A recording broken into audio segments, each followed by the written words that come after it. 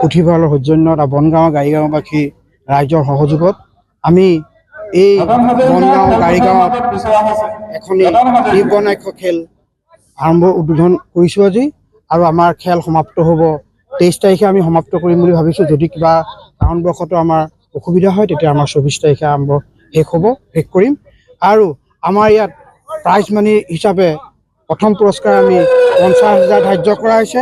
আমাৰ সমাজকৰ্মী শ্ৰীযুত পৰাণ শইকীয়াদেৱে আমাৰ প্ৰথম পুৰস্কাৰটো দিছে তেখেতৰ পিতৃ প্ৰয়াত ধৰ্মসহায় শইকীয়া সোঁৱৰণত। আৰু দ্বিতীয় পুৰস্কাৰ আমাৰ ৰাইজৰ সহযোগত আমি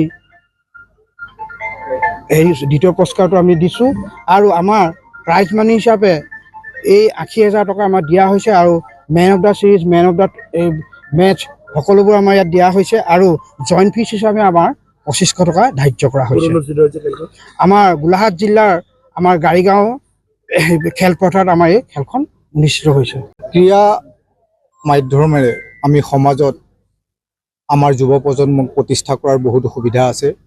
তেওঁলোকক আমি ক্ৰীড়াৰ মাধ্যমেৰে যিসকল যুৱ সমাজ এতিয়াও আমাৰ তেওঁলোকৰ প্ৰতিভা বিকশিত কৰিব পৰা নাই, এনেদৰে যদি আমি কিছুমান ক্ৰীড়া অনুষ্ঠান অনুষ্ঠিত কৰোঁ তেওঁলোকৰ প্ৰতিভাক আমি বিকশিত কৰিব পাৰিম। আৰু ক্ৰীড়াৰ মাধ্যমেৰে আমাৰ নতুন যুৱ প্ৰজন্মক আমি সমাজত প্ৰতিষ্ঠা কৰিব পাৰিম।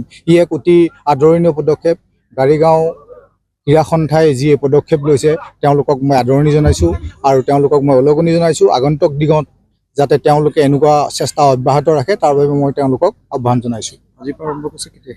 আজি শুভ উদ্বোধন হৈছে, 3 দিন ধৰি চলিব, 24 তাৰিখে ফাইনেল হ'ব। গাড়ীগাঁও।